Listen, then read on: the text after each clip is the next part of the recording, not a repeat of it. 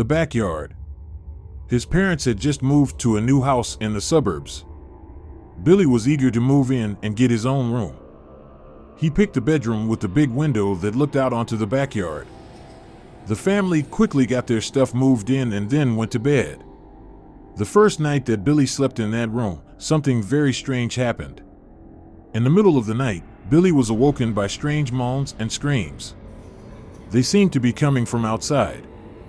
Billy shouted for his parents, and a few seconds later, they burst into his room. "What's wrong?" asked his father, anxiously. "There's something in the backyard," Billy exclaimed. His parents checked and found nothing. They reassured Billy that there was nothing there and sent him back to bed. The next night, Billy heard the noises again. This time they were louder. Billy got the courage to look outside. As he peeked through the curtains, he saw 3 shadowy figures standing in the backyard. They were glaring back at him with glowing red eyes. The figures seemed to point at him as they moved closer to his window. Billy rushed into his parents' room and woke them up. He told them about the figures outside, but when they got up to look, the figures were nowhere to be seen. His parents told him that he must have been dreaming, and he reluctantly went back to bed. The next night, he heard the noises outside his window again. When he turned over in bed, he was horrified to see a bony, skeletal face staring in at him through the window. In one hand, it held a long, sharp knife. It was scratching at the window with its other hand. Trembling with fear, Billy quickly put his head under the covers. When the scratching finally stopped, Billy jumped out of bed and cautiously peeked out through the curtains. The 3 figures had disappeared. Instead, there appeared to be 3 freshly dug holes in the backyard. The next morning, Billy's parents decided to call the police to try to make sense of what had happened the night before. The police informed them that, years before, 3 psychopaths had escaped from the local insane asylum. They had gone on a rampage, killing anyone they came across and terrorizing the whole town. The previous owner of the house had caught the crazed psychopaths trying to break into his house through the bedroom window. He killed the psychopaths and buried their bodies in the backyard. The police said that the 3 bodies were still buried there. The blind experiment, the following story, is based on true events. In 1954, a group of scientists conducted an experiment that would change the course of their lives forever. What they discovered was something beyond their wildest nightmares. In the early 1950s, a group of 5 scientists were conducting experiments in a top-secret government facility. Their latest project involved testing the effects of sensory deprivation on human subjects. They wanted to see how people would react when deprived of sight, sound, and touch for extended periods. The scientists recruited 5 volunteers, all of whom were in excellent physical and mental health. Each volunteer was put in a soundproof room and fitted with a set of goggles that blocked out all light. They were given a microphone and instructed to speak into it whenever they felt uncomfortable or needed to end the experiment. At first, the volunteers seemed to be handling the sensory deprivation well. They were talking into their microphones regularly, but their messages were mostly mundane. However, after several days, things began to change. The volunteers became increasingly agitated, and their messages became more desperate. On the 5th day of the experiment, the scientists noticed something strange. The microphones were picking up strange sounds, like whispers and moans. They thought it might be interference from the building's electrical system, but the sounds continued even when they turned off the power. As the days went by, the scientists began to notice other strange phenomena. They would hear footsteps in the hallway outside the rooms, but when they checked, no one was there. They also noticed that the temperature in the facility had dropped several degrees, despite the heating being turned up. On the 10th day of the experiment, something truly terrifying happened. One of the volunteers, a man named John, began to scream uncontrollably into his microphone. The scientists rushed to his room but found him unresponsive. He was pronounced dead later that day, the cause of death unknown. The other volunteers began to panic, and the scientists decided to end the experiment. But when they tried to remove the goggles from the remaining volunteers, they discovered something horrifying. The goggles had been fused to their faces, and the scientists had to use force to remove them. When the volunteers' eyes were examined, they found that the optic nerve had been completely destroyed. The scientists were shocked. They had not expected such severe damage from the experiment. But what was even more shocking was what happened next. The volunteers began to experience hallucinations, seeing and hearing things that weren't there. They would scream and cry, begging to be released from the facility. The scientists were forced to keep the volunteers in the facility, unable to release them to the public for fear of what they might do. They would spend their days in a state of perpetual terror, haunted by the things they saw and heard in the experiment. The scientists would spend the rest of their lives haunted by the experiment they conducted, a warning to never underestimate the power of sensory deprivation. And that's the story of the blind experiment. What started as a simple test turned into a horror story that would haunt those involved for the rest of their lives. Remember, science can be a powerful tool, but we must always remember the ethical and moral implications of our experiments. In the heart of New York City, the Dakota apartment building stands tall, a historic landmark that has stood for over a century. But there's something eerie and unsettling about the building's facade. Some say that it's haunted by the ghost of a woman who died tragically inside its walls. The story goes that in the early 1900s, a young woman named Elizabeth lived in one of the top-floor apartments. She was a beautiful socialite who was known for her elegance and grace. One day, however, Elizabeth was found dead in her apartment. The cause of death was never determined, and her death remains a mystery to this day. After her death, strange things started happening in the Dakota. People reported hearing unexplained sounds and seeing apparitions in the hallways. Some claimed that they saw Elizabeth's ghost, weeping and wailing in the halls of the building. From that day on, the Dakota was forever known as the home of the crying lady. One night, a young couple named Jack and Sarah moved into one of the Dakota's top-floor apartments. Jack was a successful Wall Street trader, while Sarah was a struggling artist. They thought that living in the Dakota would be a dream come true, but little did they know that it would soon become their worst nightmare. The first night in their new apartment, they heard strange noises coming from the hallway. It sounded like someone was crying. Sarah went to investigate, but she found nothing. She shrugged it off and went back to bed. But the noises persisted. Every night, they could hear the sound of a woman crying. One night, Jack decided to investigate. He left the apartment and walked down the hall. As he turned a corner, he saw something that made him stop dead in his tracks. There, standing in front of him, was a woman in a white dress, her face contorted in grief. It was Elizabeth, the crying lady. Jack tried to run, but he couldn't move. He was frozen in fear. Elizabeth's ghost moved closer and closer until she was right in front of him. And then, she let out a blood-curdling scream. Jack woke up in his bed, drenched in sweat. He thought it was just a nightmare, but then he heard the sound of crying coming from the hallway once again.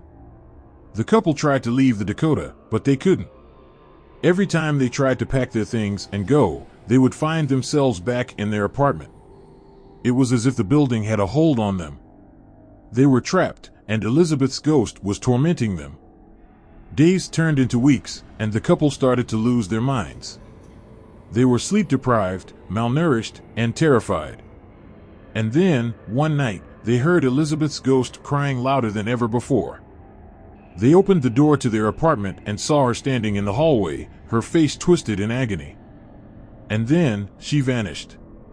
The next day, the couple was found dead in their apartment. The cause of death was never determined, but some say that they died of fright. Others say that Elizabeth's ghost had claimed 2 more victims. To this day, people who live in the Dakota apartment building claim that they can hear the sound of a woman crying in the hallways. Some say that they have even seen Elizabeth's ghost, weeping and wailing in the shadows. And those who have seen her say that she is the most terrifying thing they have ever witnessed. The Dakota remains a place of fear and uncertainty, haunted by the crying lady. The Curse of the Warped Hawk, by an AI generator. Whilst investigating the death of a local author, an intuitive psychiatrist called Josh Thornhill uncovers a legend about a supernaturally cursed, warped hawk circulating throughout New York. As soon as anyone uses the hawk, he or she has exactly 70 days left to live. The doomed few appear to be ordinary people during day-to-day life, but when photographed, they look skeletal. A marked person feels like a curvaceous ostrich to touch. Josh gets hold of the hawk, refusing to believe the superstition. A collage of images flash into his mind: a wobbly lizard balancing on a spotty author, an old newspaper headline about a polo accident, a hooded pigeon ranting about fingers, and a drinking well located in a magical place.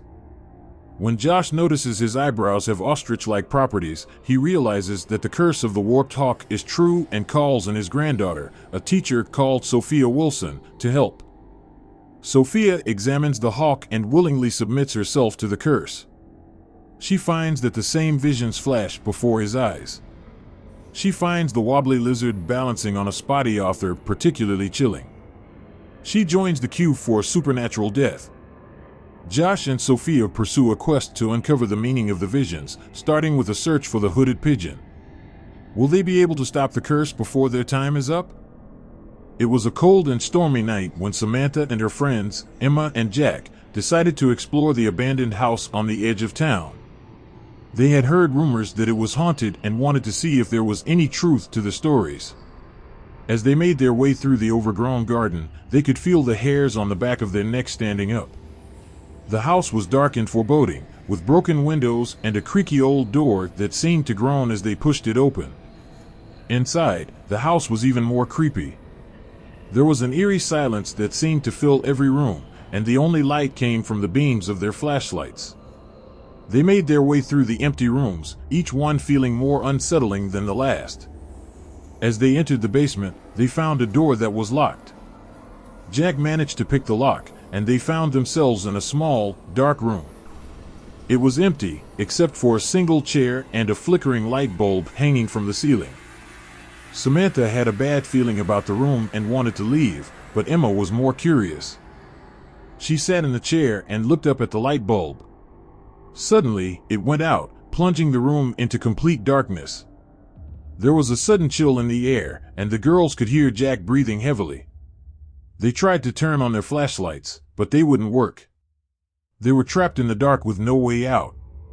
As they sat there, they could hear strange noises coming from the walls. It sounded like someone was whispering their names. The room felt like it was closing in on them, and they could barely breathe. Suddenly, the door slammed shut, and they were plunged into complete darkness once again. They could hear footsteps coming from the other side of the door, and they knew they weren't alone. They tried to call for help, but their voices were lost in the darkness. They were trapped in the room with whatever was outside the door, and they didn't know if they would ever make it out alive. The next morning, the police found the three friends huddled together in the dark room.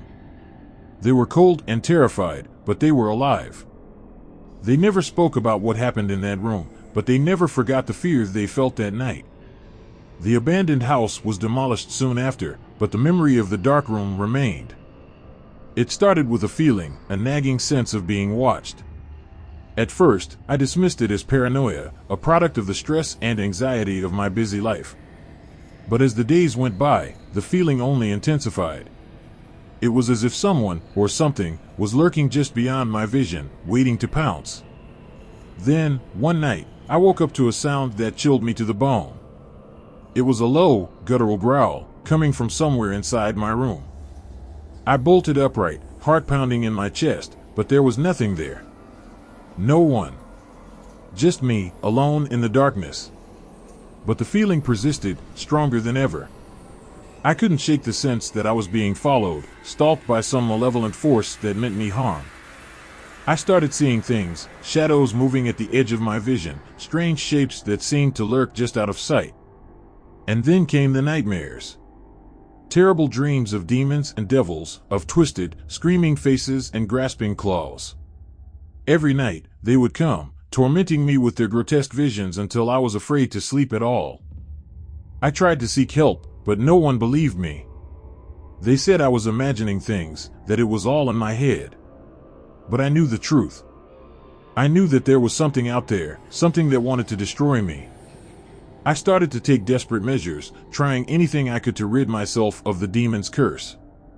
I burned sage, recited ancient incantations, and even sought out the help of a priest. But nothing worked.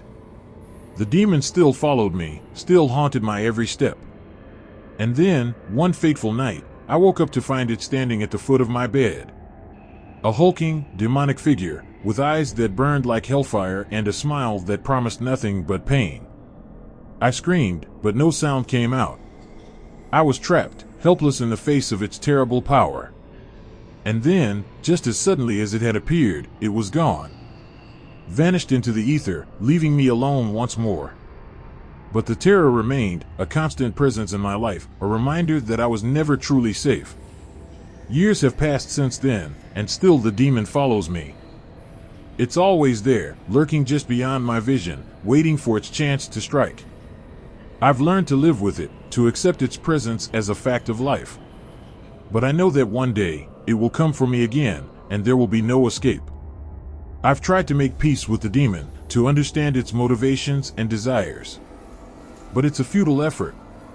There's no reasoning with something so utterly malevolent, so entirely consumed by darkness. I've become a prisoner in my own life, never knowing when the demon will strike next. Every moment is a battle, a fight to keep my sanity and my soul intact. But perhaps the most terrifying thing of all is the knowledge that the demon isn't alone. There are others like it, other creatures that exist beyond the bounds of human understanding, waiting to prey upon us when we least expect it. I've learned to live in the shadows, to keep a watchful eye on everything around me. But deep down, I know that it's only a matter of time before I'm consumed by the darkness once and for all. And so I wait, trapped in a world of nightmares and terror, with nothing but the demon's laughter to keep me company.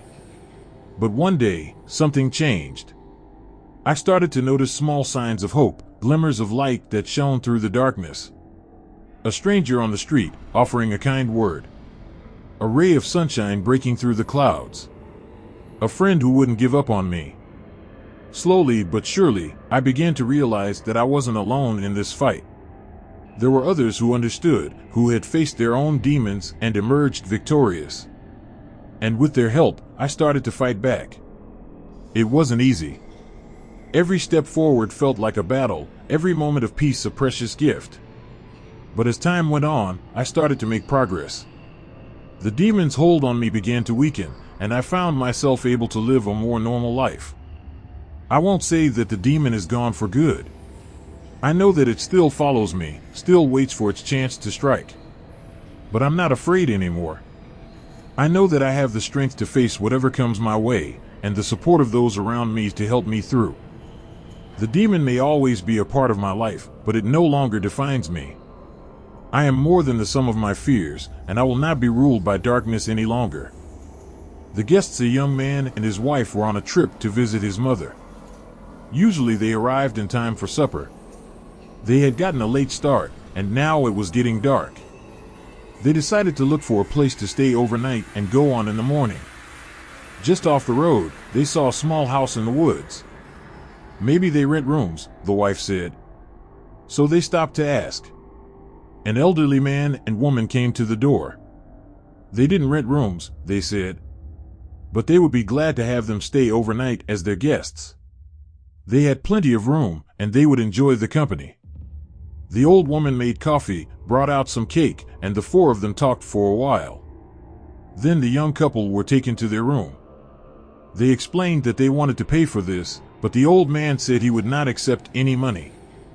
The young couple got up early the next morning before their hosts had awakened.